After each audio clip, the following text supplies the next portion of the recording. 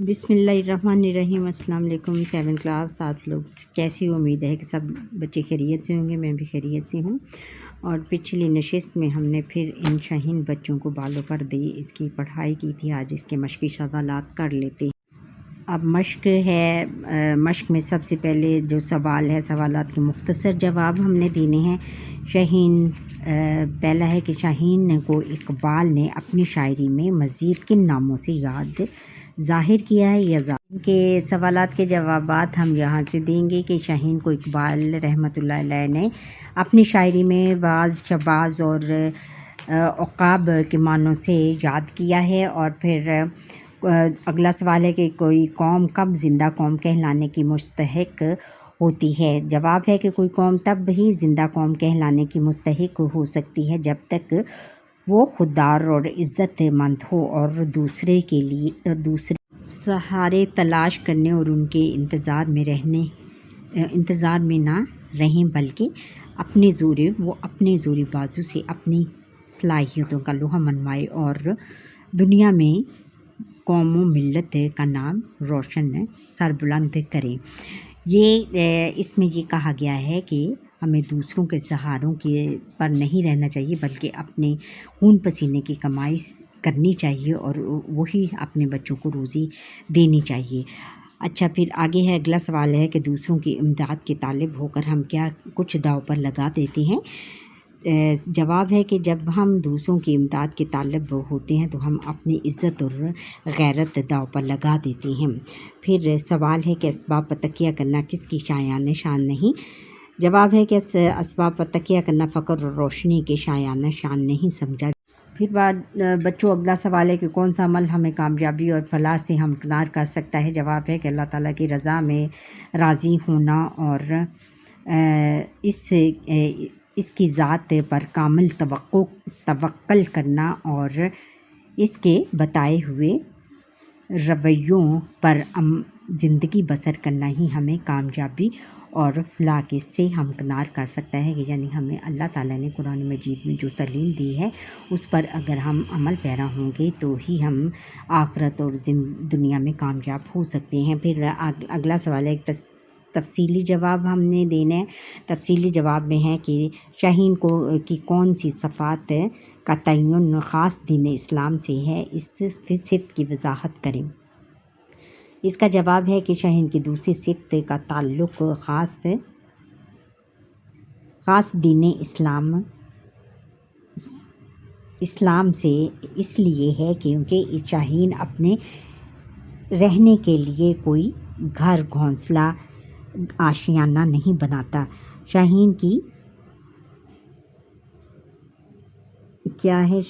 کی دوسری صفت کے حوالے سے اقبال کا یہ کہنا ہے کہ ہمیں مسلمان ہونے کے ناطے اللہ تعالیٰ کی ذات پر بھروسہ رکھنا چاہیے، کیونکہ یہ دنیا عارضی ٹھکانہ ہے، اس کی لذتیں اور آسائشیں سب عارضی ہیں۔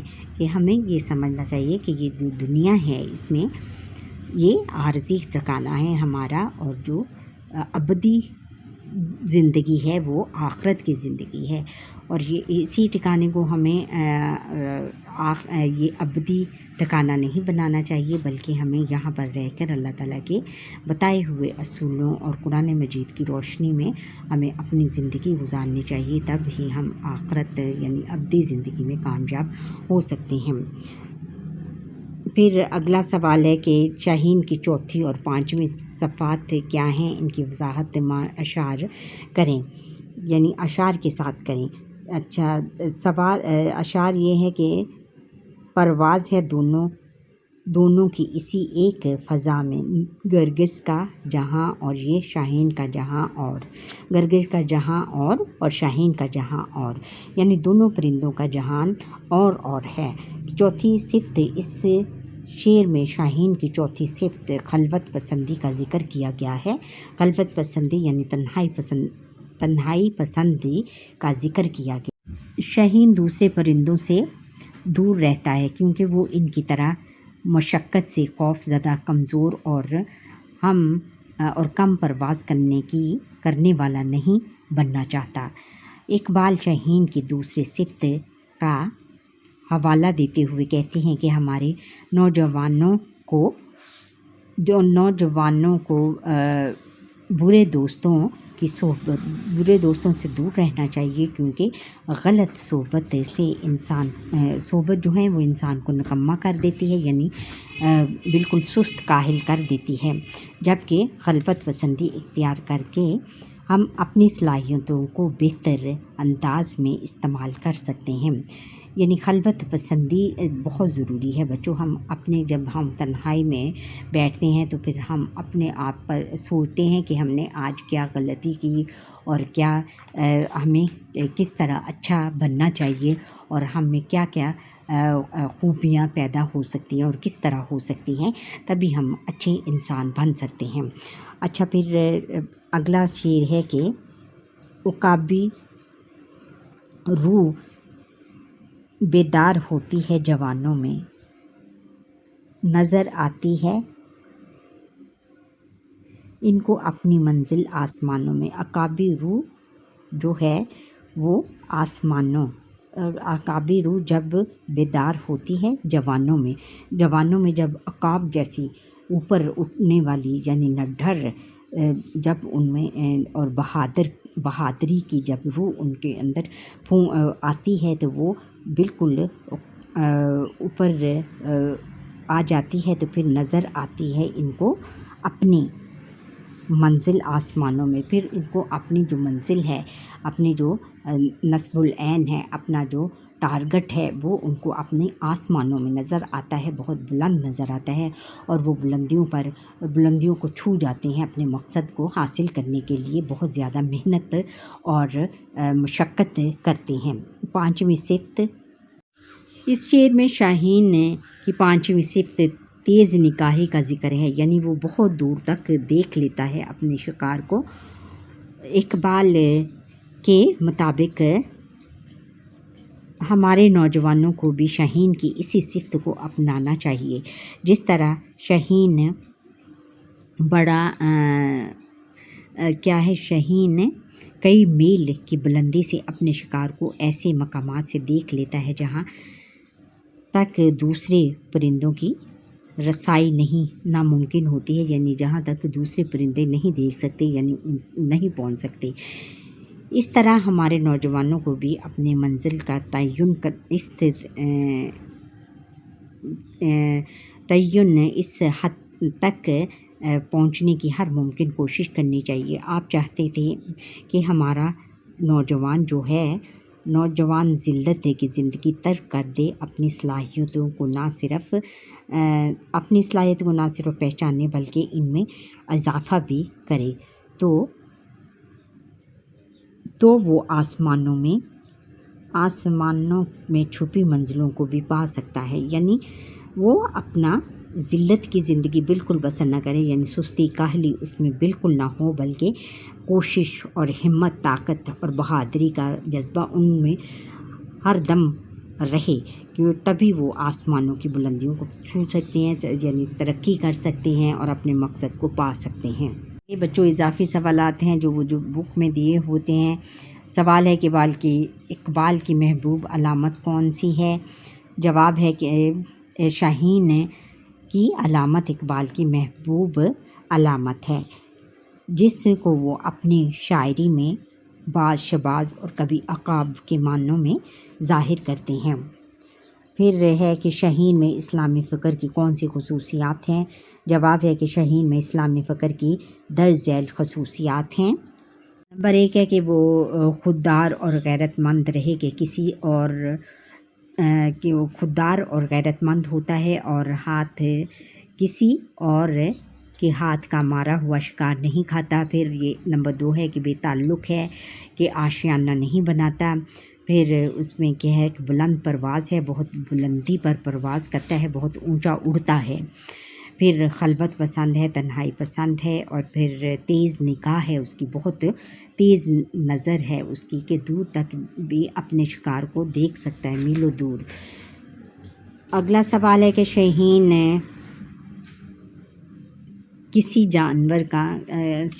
جانور کا مرا ہوا کہ شہین جو ہے کہ وہ کس جانور کا مرا ہوا کھاتا ہے؟ جواب ہے کہ شہین کسی اور جانور کا مرا ہوا نہیں کھاتا۔ پھر اگلا سوال ہے کہ اقبال نے شہین کو درویش صفت کیوں اختیار دیا ہے؟ جواب ہے کہ اقبال نے شہین کو اس لیے درویش صفت قرار دیا ہے کیونکہ شہین اپنے رہنے کے لیے کوئی گھر، گھونسلہ یا آشیانہ نہیں بناتا۔ درویش صفت اس کو کہتے ہیں کہ جو وہ درویشی کی فقیرانہ زندگی گزارتا ہے، کہ یعنی اسے اپنی دنیاوی زندگی سے کوئی غرض نہیں ہوتی، اور جیسے اس کو جیسا بھی اس کو کھانے کو ملتا ہے اسی میں وہ اللہ تعالیٰ کا شکر ادا کرتا ہے۔ اگلا سوال ہے کہ شایان تک بنانے کی فکر نہ کرنا کس کا طریقہ ہے؟ آشیانہ بنانے کی فکر نہ کرنا کس کا طریقہ ہے؟ آشیانہ بنانے کی فکر نہ کرنا شہین کا طریقہ ہے۔ پھر آگے ہے اقبال کی شاعری ہمیں کیا پیغام دیتی ہے؟ اقبال کی شاعری ہمیں محنت، کوشش اور مسلسل جستجو کا پیغام دیتی ہے، یعنی ہمیں بالکل انتھک کوشش اور ہمت اور طاقت اور بہت زیادہ محنت کرنی چاہیے، تب ہم اپنا نصب العین حاصل کر سکتے ہیں اور اپنے مقصد میں کامیاب ہو سکتے ہیں۔ پھر شہین کو بلند پروازی کا کیا فائدہ ہے؟ شہین کو بلند پروازی کا فائدہ یہ ہے کہ بلندی سے اپنے شکار کو دیکھ لیتا ہے، اور اس کے علاوہ وہ اپنی بلند پروازی اور دوربینی سے ایسے مقامات بھی دیکھ لیتا ہے جہاں تک باقی پرندوں کی رسائی نہیں ہوتی۔ پھر اگلا سوال ہے کہ اقبال نوجوانوں میں کس قسم کی صفات دیکھنے کی تمنا رکھتے ہیں؟ جواب ہے کہ اقبال نوجوانوں میں وہ تمام صفات دیکھنے کی تمنا رکھتے ہیں جو شہین میں پائی جاتی ہیں۔ ہے کہ سبق نمبر پھر آگے درج ذیل پیراگراف کی تشریح کریں، نیز خط کشیدہ الفاظ کے معنی لکھیں۔ پیراگراف یہ ہے کہ ہمیں شہین کی طرح ہم کنار کر سکتا ہے۔